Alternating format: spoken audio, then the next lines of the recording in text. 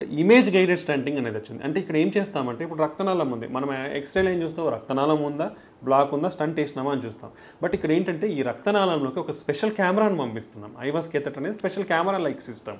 So ఆ కెమెరాలో రక్తనాళం లోపలికి పంపిస్తాం. పంపించినప్పుడు ఈ గోడల చుట్టూ ఉండేది రక్తనాళం అనేది ఏంది, ఒక ట్యూబ్ లాంటిది. ట్యూబ్లో నీరు ఎట్లా పారుతుందో మన రక్తనాళంలో బ్లడ్ అనేది పారుతూ ఉంటుంది. సో ఈ గోడలో, రక్తనాళం గోడలో కొవ్వు ఎంత శాతం ఉంది, అది ఎటువంటిది, ఫ్యాట్ శాతం ఉందా, ఫైబ్రస్ టిష్యూ అంటాం, లేదా సిమెంట్ లాగా గడ్డ కట్టినట్లు కాల్షియం ఉందా, ఉంటే ఎంత డిస్టెన్స్ ఉంది, ఓకే ఒకవేళ ఉంటే ఎంత పర్సెంట్, 70% ఉందా, 80% ప్లాక్ బర్డన్ అంటాం, అది ఎంత పర్సెంట్ ఉంది, ఈ వెజల్ సైజ్ ఎంత ఉంది, ఎవ్రీ డీటెయిల్ మనకి క్లియర్గా తెలుస్తుంది. సో ఇది తెలిసినప్పుడు ఏమవుతుంది, ఇప్పుడు కాల్షియం ఉందనుకోండి, దానికి సింపుల్గా బెలూన్ చేసి స్టంట్ పెడితే సరిగా కూర్చోదు స్టంట్ అనేది. సో అప్పుడు మళ్ళీ ఫ్యూచర్లో మళ్ళీ హార్ట్ అటాక్ రావడము, మళ్ళీ వేరే ప్రొసీజర్లు చేయాల్సిన అవసరం ఉంటుంది.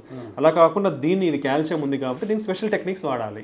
స్పెషల్ బెలూన్స్ ఉంటాయి లేదా స్పెషల్ ప్రొసీజర్స్ ఉంటాయి. అవి చేయడం వల్ల ఆ కాల్షియంని మనము డ్రిల్ చేసి తీసేస్తాం. తీసినాక స్టంట్ పెడితే స్టంట్ అనేది కరెక్ట్గా కూర్చుంటుంది.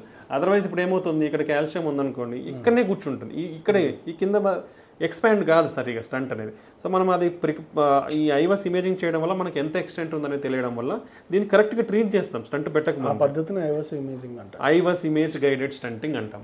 ఈ ఐవాస్ ఇమేజ్ గైడెడ్ స్టంటింగ్ ద్వారా 36% బెటర్ రిజల్ట్స్ ఉంటాయి. So normal x-ray guided, angiography guided stenting కంటే ఐవాస్ గైడెడ్ ఇమేజ్ స్టంటింగ్ ద్వారా 36% బెటర్ రిజల్ట్స్ ఉంటాయి. అంటే నువ్వు ఫ్యూచర్ మళ్ళీ స్టంట్లు వేయించుకోవాల్సిన అవసరం అనేది చాలా తగ్గిపోతుంది అనమాట. ఇంకోటి ఏంటి, ఈ ఇమేజ్ గైడెడ్ సిస్టమ్ ద్వారా ఐవాస్ ఇమేజ్ స్టంట్ పెట్టినాక మళ్ళీ కెమెరా సిస్టమ్ను పాస్ చేసి మళ్ళీ చూస్తాం. అంటే చూడొచ్చు, స్టంట్ పెట్టిన తర్వాత మళ్ళీ చూడొచ్చు.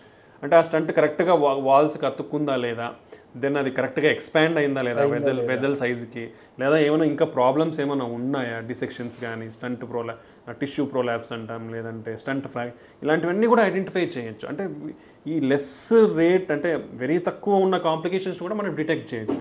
దానివల్ల మనకి కరెక్ట్గా కూర్చుందనే ఒక ఈ వాల్యూస్ ఉంటాయి. దీనికంటే పైన ఈ వాల్యూస్ ఉంటే ఫ్యూచర్ ఈవెంట్స్ అనేది చాలా తక్కువ ఉంటాయి. So we will achieve all those criteria.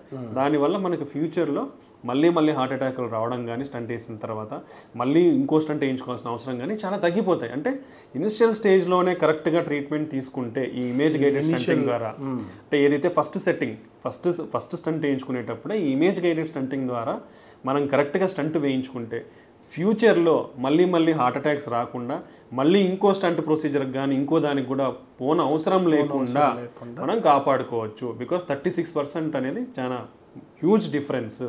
So ఈ బెటర్మెంట్ రిజల్ట్స్ కోసం we are providing this image technology అనేది మనం ప్రొవైడ్ చేస్తున్నాం. ఇప్పుడు అది ఏఐ ఎనేబుల్డ్, అంటే automatically detects everything.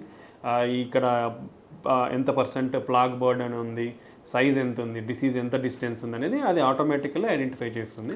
It we gives the exact measurement అనమాట. ఆ మెజర్మెంట్స్ వల్ల మన పేషెంట్కి మోర్ బెనిఫిషియల్గా ఉంటుంది ఫర్ టేకింగ్ ఎ డెసిషన్.